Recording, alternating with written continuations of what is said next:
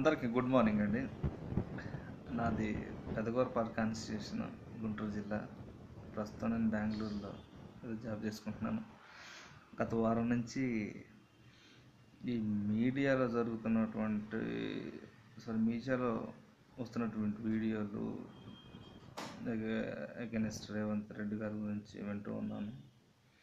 అంటే తెలుగుదేశం అభిమాని సార్ నేను బేసిక్గా.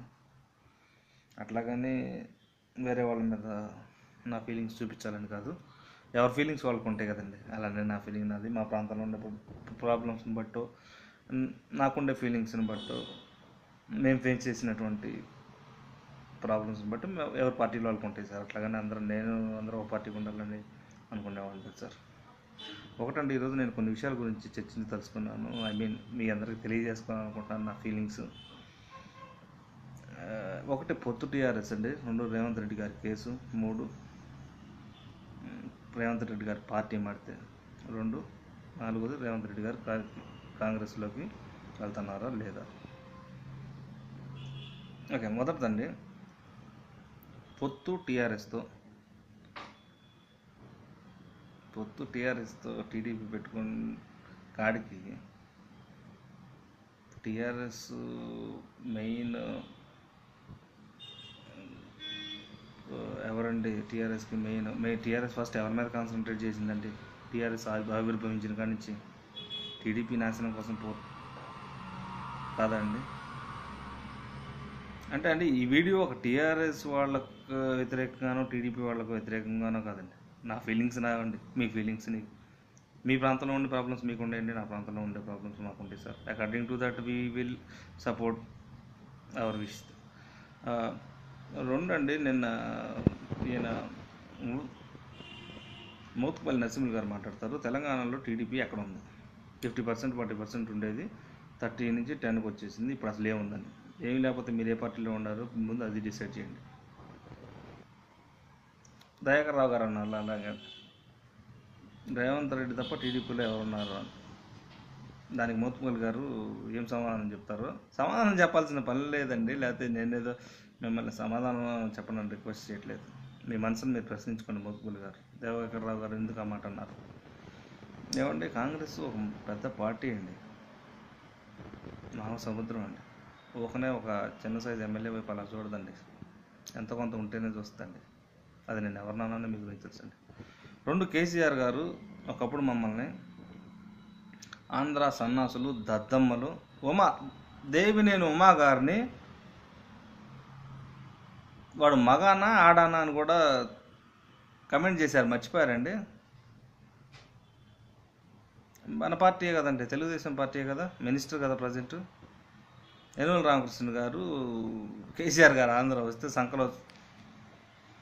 సంకలో చేతులు పెట్టుకొని పోయి ఆయన సిగరెట్ తాగుతూ ఉంటే, యనమల రామకృష్ణ గారికి పొలిటికల్ కెరియర్ ఎంత ఉందో కేసీఆర్కి అంతే ఉందండి. కేసీఆర్ గారికి ఉన్న పొలిటికల్ కెరియర్ యనమల రామకృష్ణ కంటే పెద్దదేం కాదు. He had become chief minister, I agree. So రీసెంట్గా అతను చీఫ్ మినిస్టర్ అయ్యాడు, కానీ అంతకుముందు యనమల రామకృష్ణ గారితో పోల్చదైనటువంటి తనకి కెరియర్ లేదండి. పయ్యావుల కేసు, రేవంత్ రెడ్డి గారు అన్నట్టు అతను జనం చేత తిరస్కరించబడ్డాడండి, అందులో డౌటే లేదు. నేను తెలుగుదేశం కార్యకర్తగా చెప్తా ఉన్నాను, జనం చేత తిరస్కరించబడ్డాడు. తిరస్కరించబడ్డ తర్వాత కూడా మీరు ఎమ్మెల్సీలకి ఎలా వెళ్తారండి? అంటే జనం మిమ్మల్ని తిరస్కరించినప్పుడు మీరు వేరే పదవుల కోసం ఎమ్మెల్సీలు తీసుకొని ఎలా ఇస్తారో అంటే, ఒకటేమో చంద్రబాబు నాయుడు గారు పార్టీ క్యాడర్ ఉంచాలి, అందరికి న్యాయం జరగాలి అనో, మరి ఎట్లా ఇస్తారో నాకు అంత అవగాహన లేదండి. పొలిటికల్గా నాకు తెలిసిన అవగాహనలో నేను మాట్లాడుతున్నానండి. ఇప్పుడు ఆయన వస్తే ఎందుకండి, కేసీఆర్ గారు ఆంధ్రాకు వస్తే అంత రేంజ్లో రెస్పెక్ట్ ఇవ్వాల్సిన ఎందుకు నాకు అర్థం కాదు. రేవంత్ రెడ్డి గారు అన్నట్టు చంద్రబాబు నాయుడు గారు వెళితే ఎవరైనా హాయ్ చెప్తారండి కనీసం. ఈ భేషజమ్యాలు ఎవరండి రైజ్ చేసింది? కేసీఆర్ కాదా? తెలంగాణకి, ఆంధ్రప్రదేశ్కి, జనానికి మధ్య ఒక తెలియని శత్రుత్వాన్ని క్రియేట్ చేసింది ఎవరండి? కేసీఆర్ కాదా? మీ మనసును మీరు ప్రశ్నించుకోండి.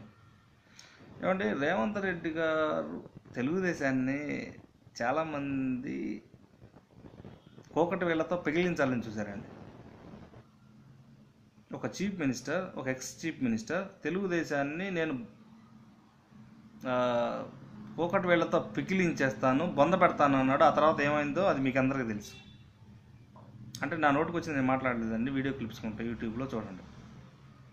ఎలా ఫైర్ అయ్యారో తెలుగుదేశం మీద.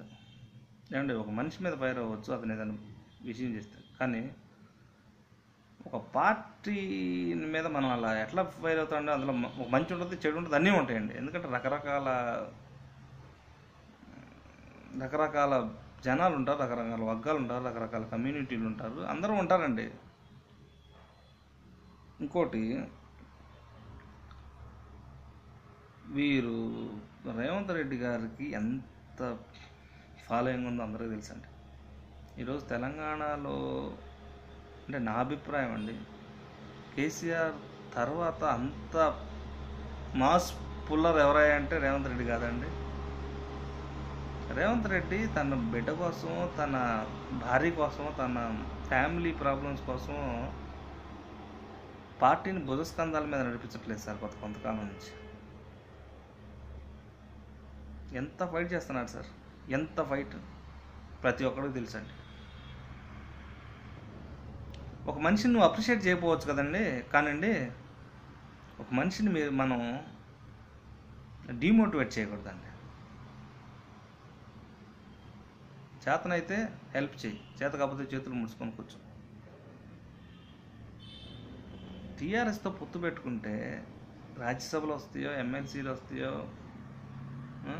కాంట్రాక్టులు వస్తాయో అని చూసే మనుషులు ఇంకా ఉన్నారని నాకు ఈ మధ్య అనిపించిందండి.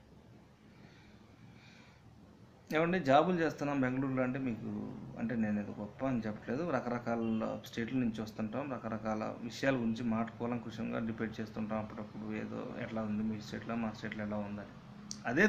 అదే తెలంగాణ అంటే మన తెలుగు వాళ్ళండి, వాళ్ళు అంటూ ఉంటారు they are supporting to KCR. చెప్పాను కదా ముందుగా, ఎవరు ప్రాబ్లమ్స్ వాళ్ళకు ఉంటాయి సార్, ఎవరు ఒపీనియన్ వాళ్ళది, ఎవరు సపోర్ట్ వాళ్ళది.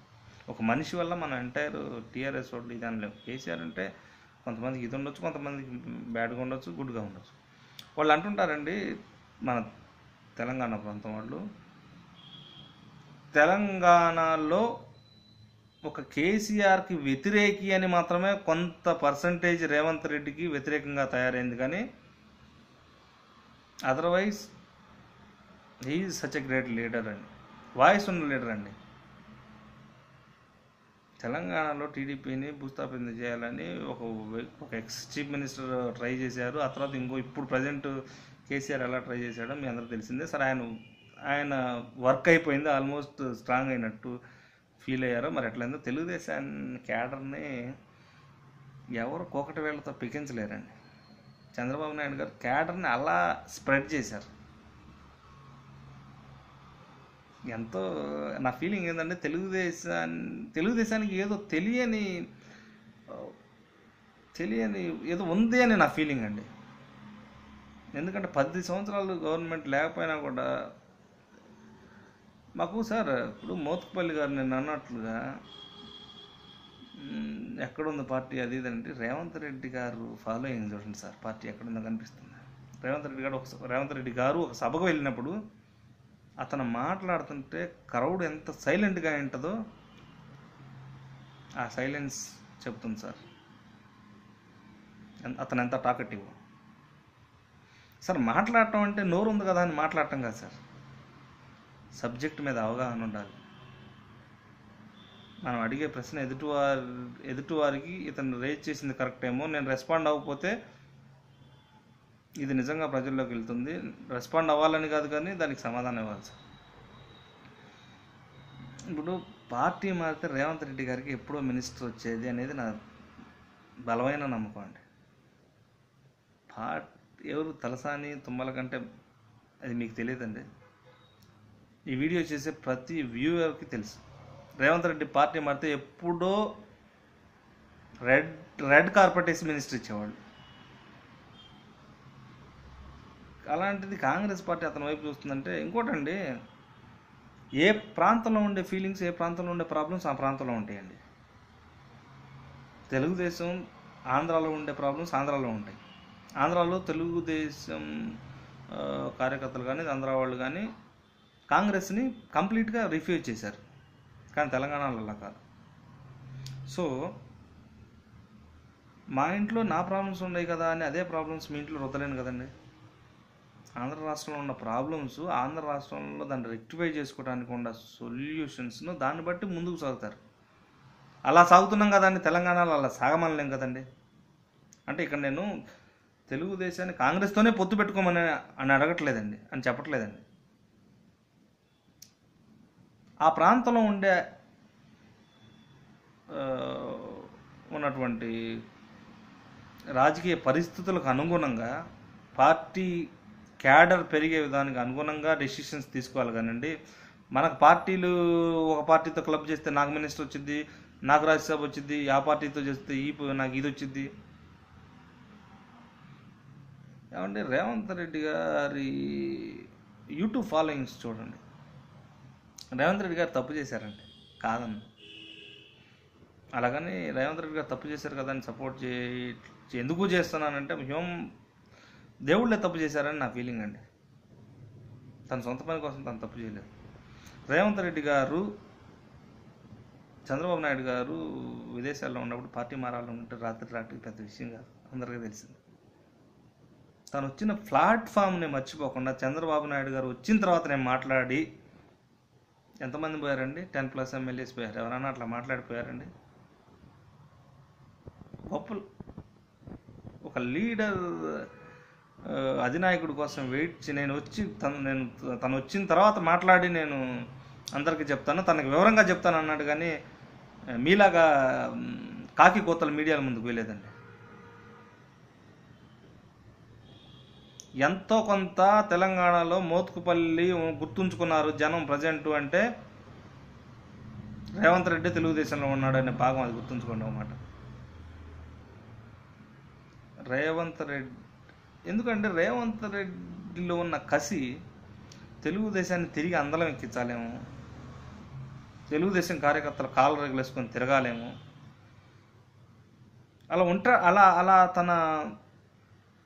అలా తను ఫీల్ అవుతాడేమో అని తెలుగుదేశం కార్యకర్తలు మేము అందరం ఫీల్ అవుతాండి. ఆంధ్రప్రదేశ్ ఒకసారి రేవంత్ రెడ్డి గారికి వస్తే గమనించండి మీరు, అతనికి ఎంత ఫాలోయింగ్ అవుతుంది. తెలంగాణలో కేసీఆర్ కాన్స్టిట్యూషన్ రీసెంట్గా వెళ్ళారండి, ఎంత ఫాలోయింగ్ అండి. సార్ జనాన్ని అభిప్రాయాలకు అనుగుణంగా మనం డెసిషన్స్ తీసుకొని మన వాయిస్ని స్ప్రెడ్ చేయాలి కదండి. మనకు మైండ్లో ఏదో పుట్టింది కదా, మన స్వార్థం కోసం మనం ఎప్పుడు ఒక పార్టీ వేదిక మీదుగా మన ఒపీనియన్స్ని పెట్టకూడదు సార్. మీరేముందండి, ఒక కాన్స్టిట్యూషన్ నుంచి పోటీ చేస్తారు, అందరూ తెలిసిందే, పోయి అసెంబ్లీలో కూర్చుంటారు. ఆ తర్వాత కొంతమంది అనుకూలంగా ఉంటే అదే పార్టీలో కంటిన్యూ చేస్తారు, లేకపోతే గోడ దూకి గులాబీ కండవలు కప్పుకుంటారు, లేకపోతే ఏదో అన్ని పార్టీలో జరిగే తంతేలండి ఇది. ఒక పార్టీ అని నేను ఎందుకు మాట్లాడుతుంటే, ఈరోజు రేవంత్ రెడ్డి గారు మీడియా బాగా డిబేట్లు జరుగుతామని బీభత్సంగా మీడియా ఫాలో అవుతుందని నేను అలా అంటున్నాను. క్యాడర్ ఏమనుకుంటుందో నాయకులు గుర్తించాలండి, నాయకులు గుర్తించాలి. క్యాడర్ ఏమనుకుంటుంది, క్యాడర్ ఒపీనియన్ ఏంటండి. అంతేగాని మీ స్వార్థ ప్రయోజనాలు క్యాడర్ మీద రుద్దకూడదండి. మోత్కుపల్లి గారు గవర్నర్ రేసులో ఉండారంట. మోత్కుపల్లి గారిని నేను ఎప్పుడు మీడియా ముందు అంతగా గమనించలేదు, రీసెంట్గా చూశాను. గవర్నర్ రేసులో క్యాండిడేట్లు కూడా ఇంత దిగజారుడు మాటలు మాట్లాడతారా? ఇంకోటండి, రేవంత్ రెడ్డి గారు లేకపోతే టీడీపీ లేదని నేను, టీడీపీ తెలంగాణలో బలంగా పుంజుకోవాలంటే రేవంత్ ఒక అస్త్రం అని నేను నమ్ముతాను. తెలంగాణలో ఇద్దరే బలమైన నాయకులు, ఒకటి కేసీఆర్, రెండు రేవంత్.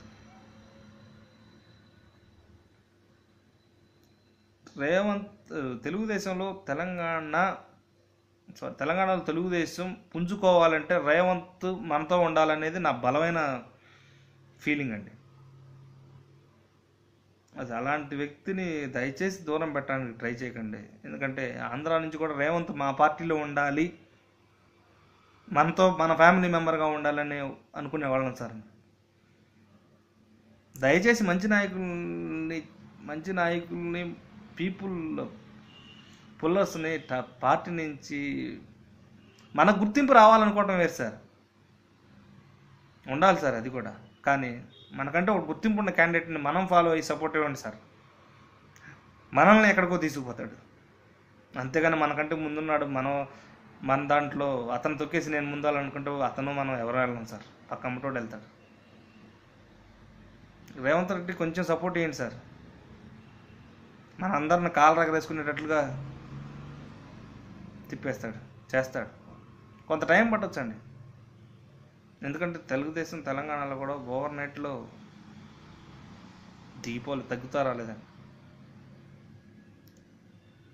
అల్టిమేట్గా ఏదో ఒక రోజు వస్తుందనే నమ్మకం కార్యకర్తల్లో కలిగించాడు అంటే అది రేవంత్ రెడ్డి కాదండి, మనస్ఫూర్తిగా చెప్పండి. తెలుగుదేశం ఏదో ఒక రోజు కొంత సమయంలోనే తిరిగి అందలం ఎక్కుద్ది తెలంగాణలో. ఒక రేవంత్ రెడ్డి గారు ఐకాన్గా కనపడటం వల్ల ఆ ఫీలింగ్ ఉందండి మాకు.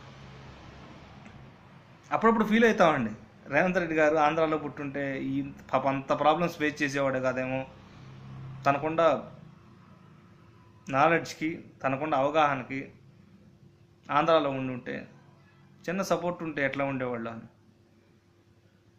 ఈరోజు పార్టీలో చంద్రబాబు నాయుడు గారు ఆంధ్రాలో బిజీ అయిపోయారు, తన పుదస్కంధాల మీద పార్టీని వేసుకొని నడుపుకొని, ఏమంటే బిడ్డ పెళ్ళికి కూడా పాపం ఎంత ఇబ్బంది పడ్డాడు మీ అందరూ తెలుసు.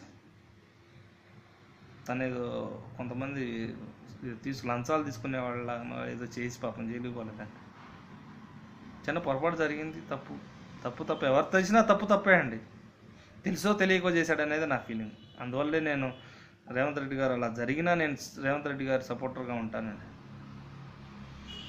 కానీ రేవంత్ రెడ్డి గారు మారితే ఎప్పుడో ఎన్నో మినిస్టర్లు వచ్చాయి, అది అందరికీ తెలుసండి. రేవంత్ రెడ్డి పోయిన వాళ్ళంతా టీఆర్ఎస్లోకి రేవంత్ రెడ్డి గారి కంటే పోటుగాళ్ళ, మీ మనస్సాక్షిగా మీరు ఆలోచించండి. రేవంత్ రెడ్డి లేకపోతే ప్రజెంట్ తెలంగాణలో ప్రతిపక్షం కనపడుతుందా జనానికి? ఆలోచించండి సార్. ప్రతిపక్షాలు బలంగా ఉండాలి సార్, ప్రతిపక్షాలు బలంగా ఉన్నప్పుడే ప్రజల మనోభావాలు, ప్రజల అభిప్రాయాలు పాలకపక్షానికి తెలియజేస్తాయండి. అలాంటి ప్రతిపక్షాలనే మనం మటుమాయం చేయాలనుకుంటే మనుగడ ఉండదు సార్. అల్టిమేట్గా చెప్పేది ఏంటంటే అండి, తెలంగాణలో తెలుగుదేశం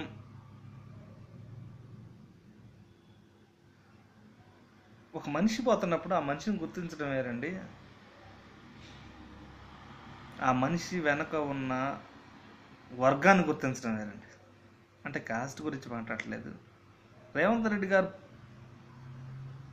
కదులుతున్నప్పుడు, ఏదైనా ఒక పర్యటనకు పోయినప్పుడు అతను అబ్జర్వ్ చేయండి. కేసీఆర్ని పక్కన పెట్టి, కేసీఆర్ చీఫ్ మినిస్టర్ అండి, ఎంతైనా సీనియర్ అండి రేవంత్ రెడ్డి గారి కంటే. అలాగని కేసీఆర్ గారు ఆ విషయంలో నేను తక్కువని మాట్లాడను సార్. మనం కొన్ని అంగీకరించాలండి, నిజాలని నిజాయితీగా అంగీకరించాలి. కేసీఆర్ తర్వాత రేవంత్ రెడ్డి గారు కాదా, ఇంకెవరినన్నా ఈక్వల్గా చూపించండి. కేసీఆర్ తర్వాత రేవంత్ రెడ్డి అనే పదం జనానికి తెలుసు. రేవంత్ రెడ్డి పక్కన పెట్టి చూడండి, ఏ నాయకుడు అనే పేరు చెప్పండి, ఒక్క నాయకుడి పేరు చెప్పండి సార్. నాకు అంత అవగాహన లేకపోవచ్చు తెలంగాణలో రాజకీయాల గురించి. ఒకసారి మన మనస్సాక్షిని మనం అనుకుందామండి. రేవంత్ రెడ్డిని పక్కన పెడితే కేసీఆర్లో రెండో నాయకుడు ఎవరండి? అలాంటి నాయకులను ఎందుకు దూరం చేసుకుంటామండి? కానీ రేవంత్ రెడ్డి గారి విషయంలో పార్టీ ఇప్పుడున్న తెలంగాణలో పార్టీ మారేవాళ్ళు ఆంధ్రాలో కూడా మారుతున్నారు. ఎలా మారుతున్నారండి? రాత్రి ఉదయం ఏదో చాటుగా రేవంత్ రెడ్డి గారు పార్టీ మారుతున్నారని వస్తున్న వార్తల మీద నా అభిప్రాయాలను కొన్ని చెప్తానండి. అలాగని అది మీ మీద రుద్దాలనుకునేది కరెక్ట్ కాదు. ఎందుకంటే నా ఫీలింగ్స్ నాయి, మీ ఫీలింగ్స్ మీ ప్రాబ్లమ్స్ నా ప్రాబ్లమ్స్ నాయి. మా ఏరియాలో ఉండే అనుకూలతలు మాకు వేరేగా ఉండే, దాన్ని బట్టి మనం మాట్లాడతాం. రేవంత్ రెడ్డి చంద్రబాబు నాయుడు వచ్చాక నేను మాట్లాడి ఆ తర్వాత మనంతో ఏమండి, అందుకంటే ఎవరైనా అలా మాట్లాడతారండి? ఒకవేళ పార్టీ మారుతుండే అనుకుందామండి, గొప్ప వ్యక్తులు మాత్రమే చేస్తారని నా ఫీలింగ్ అండి. తప్పు చేస్తున్నాడని కాదు, నాకు అనుకూలంగా లేదు ఇక్కడ, నా అంబిషన్ వేరు, నా నా ఫ్యూచర్ ప్లాన్స్ వేరు, నేను ప్రతి ఒక్కరికి వాళ్ళ అంబిషన్స్ ఎయిమ్స్ ఉంటాయి కదండి. మన కోసం వాళ్ళని అవి చంపుకోమంటాం తప్పండి. అలాగనే రేవంత్ రెడ్డి తనేదో ఇక్కడ జరుగుతున్న పొత్తులు వీటి మీద కరెక్ట్ కాదేమో, ఇలాంటి పొత్తులు టీఆర్ఎస్ పొత్తు కరెక్ట్ కాదేమో అంటున్నాడు. తన ఎక్స్ప్లెనేషన్ కూడా వినాలి కదండి మనం పొలిట్ బ్యూరో సమావేశంలో. తనేం చెప్తాడో వినాలి కదండి మనం ముందు. ఏంటి ఇలా ఎందుకు ఏ పార్టీతో పొత్తు పట్టుకుంటే ఏంటి ప్రయోజనాలని డిస్కస్ చేయాలండి. డిస్కస్ చేయకుండా డైరెక్ట్గా మీడియా ముందు వచ్చి డిబేట్ చేస్తే కొంతమంది సన్నాసులు రీసెంట్గా వచ్చి తెలంగాణలో తెలుగుదేశం లేదన్నట్టు మాట్లాడినట్టు ఉంటుంది. ప్రతిపక్షం అనేది పాలకపక్షానికి వ్యతిరేకంగా ఉండాలండి, సానుకూలంగా ఉండకూడదు. సానుకూలంగా ఉండే పరిణామాలు ఉంటాయి, కానీ ప్రజల తరపున ప్రతిపక్షాలు పోరాడాలండి. అలా పోరాడుతున్నాడు రేవంత్ రెడ్డి గారు అనేది నా ఫీలింగ్.